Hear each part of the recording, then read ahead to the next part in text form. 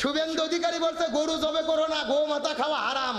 অথচ ও নিজেই 3 বাটির গরুর গোস্ত একবারে বসে থেকে খাইছে। ভিডিও সোশ্যাল মিডিয়াতে ভাইরাল। শুভেন্দু অধিকারীর বন্ধু বলতেছে, শুভেন্দু অধিকারী 1 বাটি নয়, 2 বাটি নয়, 3 বাটি গরুর গোস্ত ওই পশ্চিম মেদিনীপুরের শাহাবুদ্দিনের বাসায় আমার চোখের সামনে বসে থেকে খাইছে। এমনকি টিফিন বাটি ভরে নিয়ে বাড়িতে যেয়ে রাতের বেলাও খাইছে। ওই বাটপার নিজে খাই 3 বাটি করে গরুর গোস্ত, আর মুসলমানদের বলতেছে গো মাতা, ওটা আমাদের দেবতা, খাওয়া যাবে না। এর মতো সিটের বাটপার পৃথিবীতে নাই রে। কথা কন না কা? কি বলতেছে গো মাতা, আবার বলতেছে 14 বছর বয়স হলে তখন গরু জবে করে গোস্ত খাওয়া যাবে। আচ্ছা, যেই গরু এদের মাতা হয়, দেবতা হয়, 14 বছর পরে কই দেবতা শেষ হয়ে যায়? কে রে? আমাদের বাংলাদেশের নিয়ম হলো মাও যারা, বাবা যারা বয়স বেশি হলে এদের আরো খেদমত বেশি করা লাগে। আর ওই বাটপাররা 14 বছর ওকে পুজো করবে আর 14 বছর করে গরু জবে করে খাবে। এদের মতো বাটপার দুনিয়াতে নাই। কথা বলেন, জনগণকে ভুল বুঝানো যাবে না। এইরকম কথা বলো না। কেমন মাও? মায়ের পা হলো 4টে, লে আছে একটা, শিং 2টে। আর মায়ের সন্তান হলো শুভেন্দু, ওর 2 পাও, লেজও নাই, শিংও নেই। কে রে? মা আর সন্তান এক ঘর কথা না? তাহলে মাও আলাদা, সন্তান আলাদা, লেজও নাই, শিংও নাই। সুতরাং পরিষ্কার করে বলি, তোমরা তোমাদের ধর্ম পালন করো, আমরা কটূক্তি করতে চাই না, তবে আমাদেরকে আমাদের ধর্ম পালন করতে দিতে হবে। আল্লাহর কোরআন বলছে লাকুম দীনুকুম ওয়ালিয়া দিন, যার ধর্ম সে পালন করবে। আজকে ভারতে মাইকে মসজিদ আজান দিতে দিচ্ছে না, বলতেছে মাইকে আজান চলবে না। আমরা বলতে চাই আজান যদি বন্ধ হয় তোমাদের পূজোর গানও বন্ধ করতে হবে। আর আমাদের আজান হলে তোমাদের কানট ঢোকে। এগুলো বাটপারি। তোমরা যত ষড়যন্ত্র করো, 400 বছর মুসলমানেরা ভারত উপমহাদেশ শাসন করেছে। সুতরাং রাসূল হাদিসে বলে কিয়ামতের আগে গাজওয়াতুল হিন্দ হবে। ইমানদারদেরকে প্রস্তুতি নিতে হবে জালেমের মোকাবেলা করতে। রাজি আছো মুসলমান?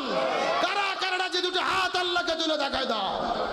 হযরত ইব্রাহিম আলাইহিস সালাম আস্তে করে বাড়ির মধ্যে যাওয়ার পরে ডাক দে বলে, বিবি এ হাজেরা, তুমি সন্তানটাকে সুন্দর করে সাজুগুজু করে দাও, আমি সন্তানটাকে নিয়ে আত্মীয়র বাড়িতে বেড়ানোর জন্য যেতে চাই।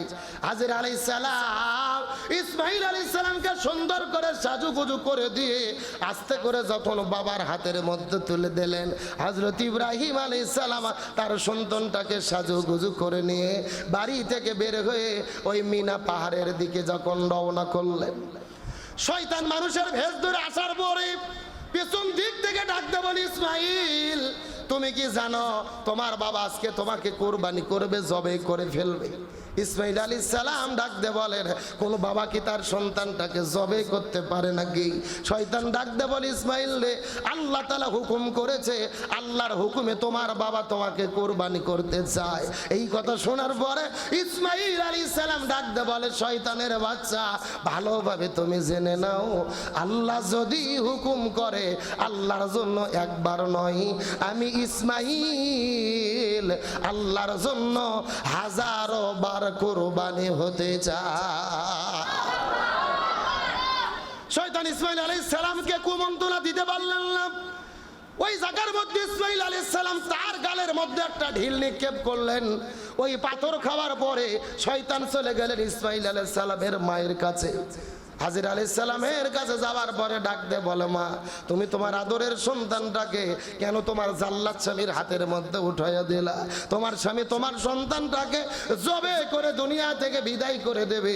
হাজির আলাইহিস সালাম ডাক দে বলে, কখনোই সম্ভব নয়, কোন বাবা তার সন্তানটাকে জবে করতে পারে না। শয়তান ডাক দে বলে, হাজির আরে তোমার সন্তানটাকে এই দুনিয়া থেকে জবে করে কুরবানি করা হবে, তার কারণ আল্লাহ তাআলা হুকুম করেছে।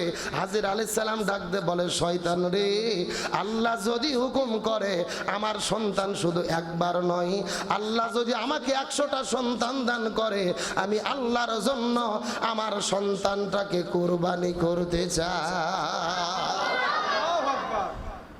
সন্তান বলতেছে আমি আল্লাহর জন্য 1000 বার কুরবানি হব। মা বলতেছে আমার হাজারো সন্তানকে আল্লাহর জন্য কুরবানি করব। ইমানের কি বলিয়ান, ইমানের কি শক্তি ছিল বোঝার চেষ্টা করেন। মাও সন্তানটাকে পাথর নিক্ষেপ করলেন, ওখান থেকেও শয়তান চলে গেল। ইসমাইল আলাইহিস সালাম এবং তার বাবা মিলে শয়তানকে পাথর নিক্ষেপ করলেন। এই যে পাথর নিক্ষেপের দৃশ্য আল্লাহর কাছে এত বেশি ভালো লেগেছে, ওই দৃশ্যটা আল্লাহ তাআলা এখন পর্যন্ত রেখে দিয়েছে। তামাম পৃথিবীর ভেতরে হাজার হাজার মানুষেরা হজ করতে যায়, হজ করতে যাওয়ার পরে আজকেও শয়তানকে পাথর নিক্ষেপ করে কি করে না? এ মুসলমান ভাইরা, শেষ কথাটা বোঝার চেষ্টা করবেন। হযরত ইসমাইলকে নিয়ে যখন বাবা আমিনা পাহাড়ের মধ্যে চলে গেলেন, ইব্রাহিম আলাইহিস সালাম ডাকতে বলে, এ সন্তান ইসমাইল, আমি আল্লাহর জন্য তোমাকে কুরবানি করতে চাই। ইসমাইল আলাইহিস সালাম ডাকতে বলে, বাবা আপনি আমাকে কুরবানি করবেন, আমার কোনো আপত্তি নাই, কিন্তু আপনার কাছে তিনটে ওসিয়ত করতে চাই। প্রথম নম্বর ওসিয়ত হলো, আপনি যখন আমাকে কুরবানি করবেন বাবা, আপনি আমাকে শীত করে শোয়াই দেবেন, আমার মুখটা উপর করে বালিতে ঢেকে দেবেন। তার কারণ হলো, আমার চেহারাটা যদি উপর দিকে থাকে আর আপনার চেহারার সঙ্গে যদি আমার চেহারা মিলে যায়, আপনার চোখ যখন আমার চোখে পড়বে, আপনি হয়তো আমাকে কুরবানি করতে পারবেন না বাবা। এই জন্য আমাকে উপর দিকে করে শোয়াই দিয়ে আমাকে কুরবানি করবেন। দুই নম্বর, আপনার কাছে ওসিয়ত হলো, আমার মার তো দুনিয়ার মধ্যে আর কোনো সন্তান নাই, এই মরুভূমির ভেতরে আমি ছাড়া মার সঙ্গে আর কেউ থাকতে পারে না বাবা। আমাকে কুরবানি করার পরে আমার রক্ত মাখা জামাটা নিয়ে আপনি মায়ের কাছে দিয়ে দেবেন, মা কাপড়টা নিয়ে আল্লাহর কাছে আপনার সান্ত্বনা পেয়ে থাকবে। আর তিন নাম্বার চাওয়া হলো, আমার হাত পাগুলোকে সুন্দর করে আপনি বেঁধে নেবেন। তার কারণ আপনি যখন জবে করা শুরু করবেন, আমি হয়তো বা নড়াচড়া লাফালাফি করা শুরু করব, আর আপনার সঙ্গে বেদবি হয়ে যাবে। এটা চাই না, আপনি আমার হাত পাগুলো বেঁধে নেবেন। এই কথা বলার পরে হযরত ইব্রাহিম আলাইহিস সালাম হাত পাগুলো সুন্দর করে বেঁধে নেওয়ার পরে ইসমাইল আলাইহিস সালামকে যখন কুরবানি করা শুরু করে দেবেন রে, ইসমাইল আলাইহিস সালাম ডাকতে বলেন, বাবা আর একটা বার আপনার কাছে ওসিয়ত করতে চাই বাবা, আমি ভুল বলেছি বাবা, আমার হাতকে আপনি বেঁধে রাখবেন না, আমার হাতগুলো আপনি খুলে দেন। তার কারণ হাসরের ময়দানে আমি যদি বাঁধা হাত নিয়ে আল্লাহর কাছে উঠি, আর আল্লাহ যদি জিজ্ঞেস করে, এ ইসমাইল আমি তোকে আমার জন্য কুরবানি হওয়ার কথা বলেছিলাম, তুই কি আমার প্রতি রাজি খুশি ছিলি না রে? এই জন্য তোর বাবা কি তোকে জোর করে কুরবানি করেছিল রে, এই জন্য তোর হাত পাগুলো বাঁধার প্রয়োজন হলো। এই কথা যদি আল্লাহ আমাকে প্রশ্ন করে, আমি তো কোনো জবাব দিতে পারবো না। সুতরাং বাবা আপনি আমার হাত পাগুলো বেঁধে রাখবেন না বাবা, আমার হাত পাগুলোকে খুলে দেন, আমি খোলা হাত পা নিয়ে আল্লাহর কাছে হাসরের ময়দানে দাঁড়াতে চাই। লিল্লাহি তাকবীর।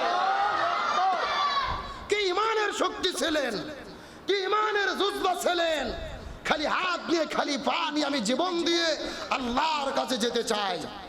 যেই রকম ইসমাইল আলাইহিস সালাম আর ইব্রাহিম আলাইহিস সালাম দ্বীনের জন্য, ইসলামের জন্য জীবন দিতে প্রস্তুত ছিল, আমরাও যদি কুরবানি থেকে এই শিক্ষা নিয়ে ইসলামের জন্য শহীদ হতে প্রস্তুত থাকি, কোন বাচ্চারা ইসলাম নিয়ে ষড়যন্ত্র করার কোনো সাহস পাবে না।